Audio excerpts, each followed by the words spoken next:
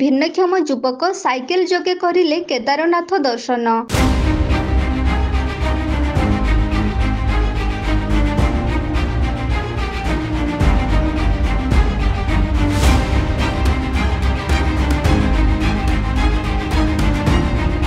କେନ୍ଦୁଝର ଜିଲ୍ଲା ପାଟଣା ବ୍ଲକ ଅନ୍ତର୍ଗତ ଚେମେଣା ଗ୍ରାମ ପଞ୍ଚାୟତର ଚେମେଣା ଗ୍ରାମର ପିତା ଦନାର୍ଦନ ମହାନ୍ତ, ମାତା କମଳିନୀ ମହାନ୍ତଙ୍କ ଭିନ୍ନକ୍ଷମ ପୁଅ କମଳାକାନ୍ତ ମହାନ୍ତ ସାଇକେଲ ଯୋଗେ କେଦାରନାଥ ଦର୍ଶନ କରି ଏକ ବିରଳ ରେକର୍ଡ ସୃଷ୍ଟି କରିଛନ୍ତି। ଯାହାଫଳରେ କି କେବଳ ଚେମେଣା ଗ୍ରାମ କାହିଁକି କେନ୍ଦୁଝର ଜିଲ୍ଲା ପାଇଁ ଏକ ଗୌରବ ଆଣିଦେଇଛନ୍ତି।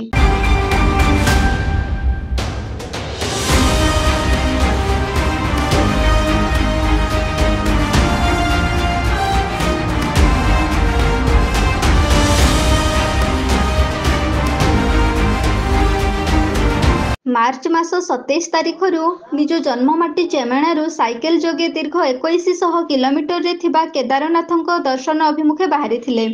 ସାଇକେଲ ଯୋଗେ ଉଖିମଠରେ ପହଞ୍ଚିଲା ପରେ ଉଖିମଠରୁ 120 କିଲୋମିଟର ପାଦରେ ଚାଲି ଚାଲି ଯାଇ କେଦାରନାଥରେ ପହଞ୍ଚିଥିଲେ। ପରଦିନ ମେ 10 ତାରିଖରେ ପ୍ରଭୁ କେଦାରନାଥଙ୍କୁ ଦର୍ଶନ କରିଥିଲେ।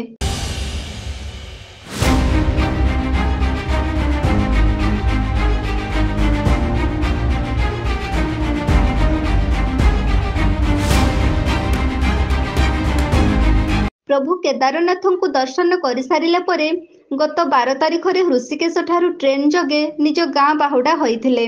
ଟ୍ରେନ୍ ଯୋଗେ ଟାଟାରେ ପହଞ୍ଚିବା ପରେ ପୁଣି ବସ୍ ଯୋଗେ ଯଶୀପୁର ପର୍ଯ୍ୟନ୍ତ ଆସିଥିଲେ।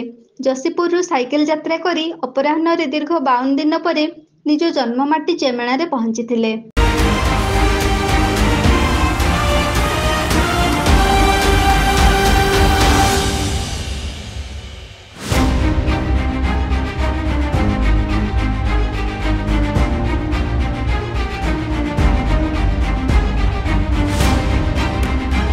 ଅପେକ୍ଷାରେ ରହିଥିଲେ ଶତାଧିକ ଗ୍ରାମବାସୀ। ଗାଁ ମୁଣ୍ଡରେ ବାଜାବାଣ ସହିତ ବନ୍ଦାଣ ଥାଳି ଧରି ଚାହିଁ ବସିଥିଲେ ତାଙ୍କ ଆସିବା ବାଟକୁ।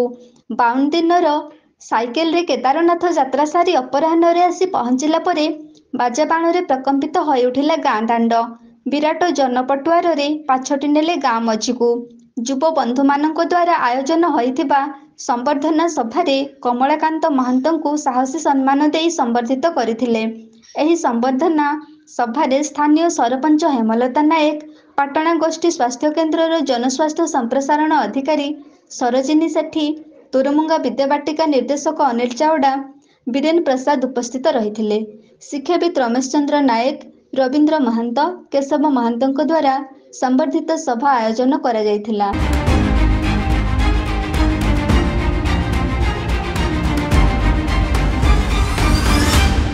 କେନ୍ଦୁଝରରୁ ବାସୁଦେବ ସିଂଙ୍କ ସହିତ ଦେବାନନ୍ଦ ମହାନ୍ତଙ୍କ ରିପୋର୍ଟ, ଏବି ନ୍ୟୁଜ।